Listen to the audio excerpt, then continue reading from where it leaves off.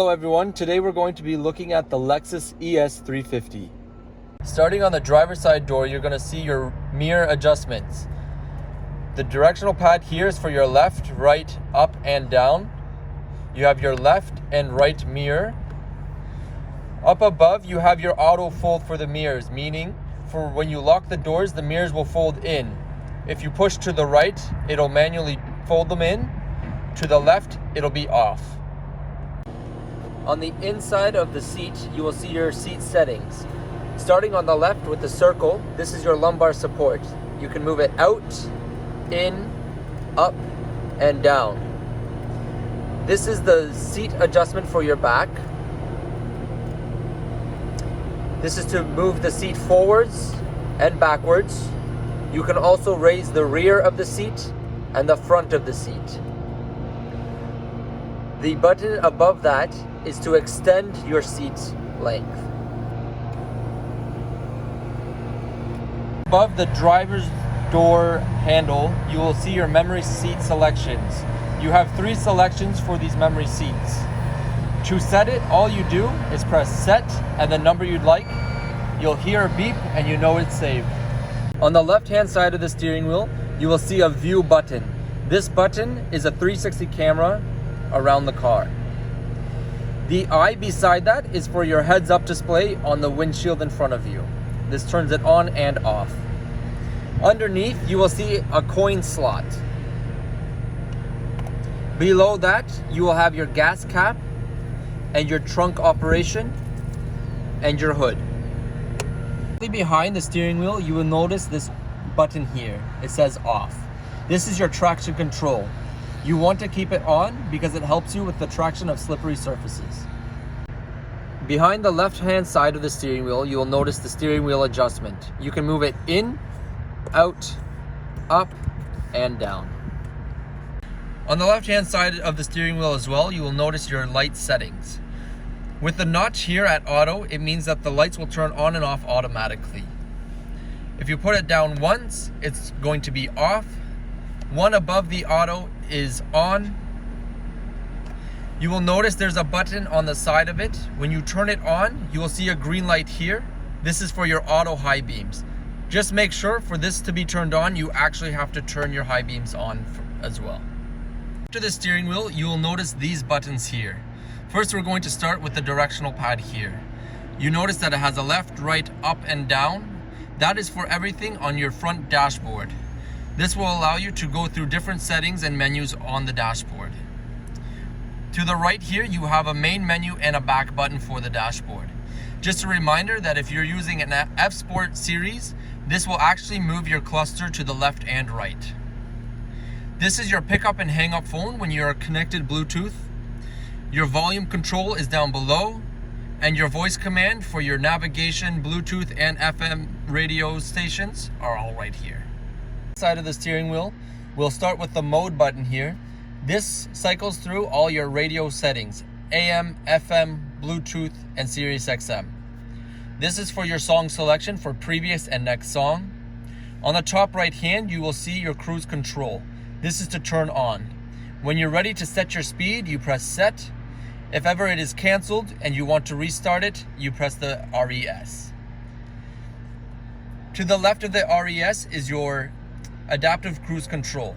For when you have cruise control turned on, you can press this to set a distance setting between you and the person in front of you, meaning if they slow down, your car will slow down, and when they speed back up, so will yours.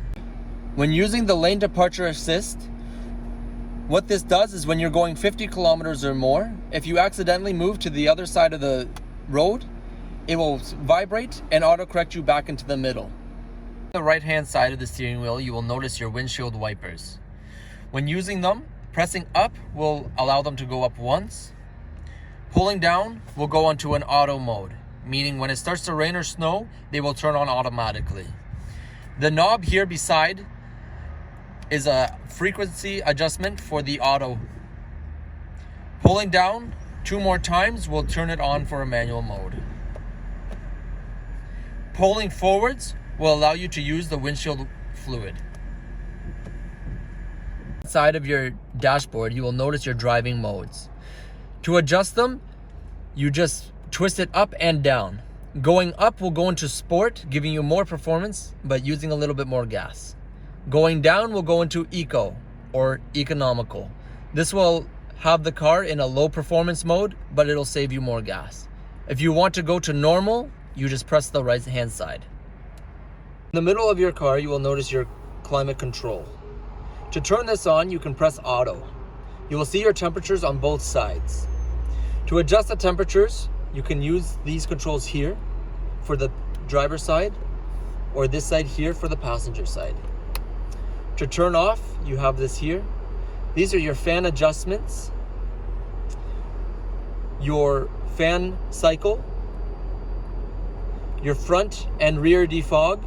The rear defog also does your side mirrors. You have your airflow here. The bottom picture is for an outside intake. The top picture is for an inside intake. You can put it on auto and it will switch between the two accordingly. You also have your radio and media settings below. Don't forget that you have your volume on top and your tuning for the radio on the bottom. Below your climate control and radio settings, you have your ventilated and heated seats. Remember when you turn them on first that they will go into an auto setting, meaning that it'll adjust accordingly to the temperature that you've set through the climate control. You can press the button again for a manual mode, and you have 3 modes for those. In the middle, you have your heated steering wheel. This also has an auto selection, or you can have a manual selection of 2. The middle button here is for your rear curtain. This is to turn it on and off. When opening this, you will notice your cup holder. This is a phone holder, and you have your auxiliary and 2 USBs here. Just a reminder, for using Apple CarPlay and Android Auto, you want to connect here. Below the shift knob, you will notice 2 buttons.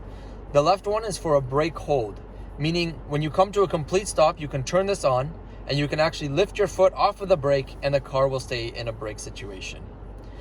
The EV mode beside it is for only ES300H, or the hybrid mode. This is for when you have your battery power high enough, you can turn this on and it'll use electric only, meaning no gas. This is only operational between 30 to 60 kilometers an hour. This is the touchpad for your infotainment.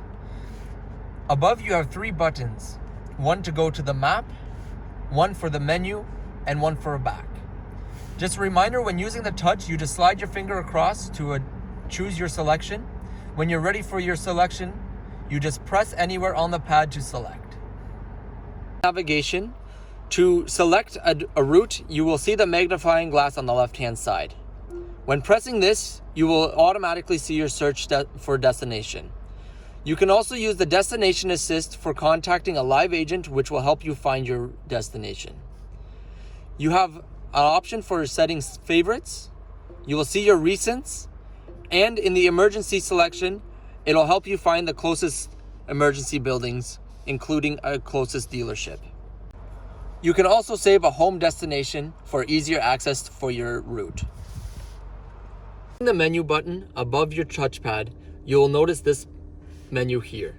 Starting on the left-hand side, you will notice that you can also select your destinations here. You have your audio selections here as well.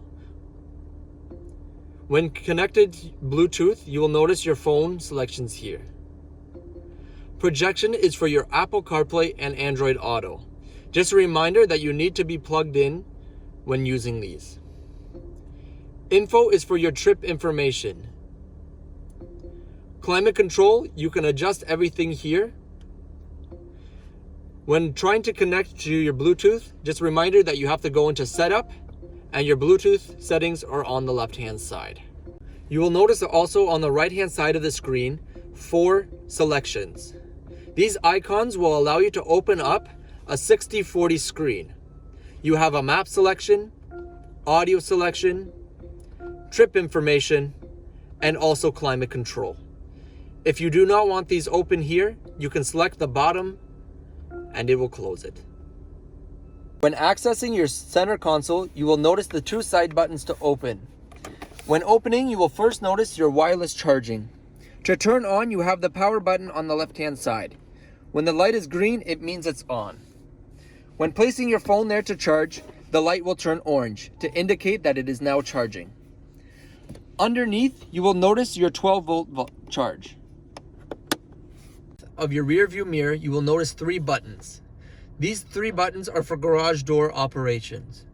You can connect them to your personal garage. The green light here means that you have an auto dimmer on for the 3 mirrors, meaning if someone has their lights on behind you in the evening, you will have a green tint that comes on the mirrors to stop the reflection to come into your eyes. Looking directly above you, you will see your sunroof operators. This side here will tilt your sunroof up and down, and this side here will open the sunroof back and forth. This light here saying door on it, when it's pressed in like this, means when you open the door, the light will turn on. But if this is pushed out, the light will be off.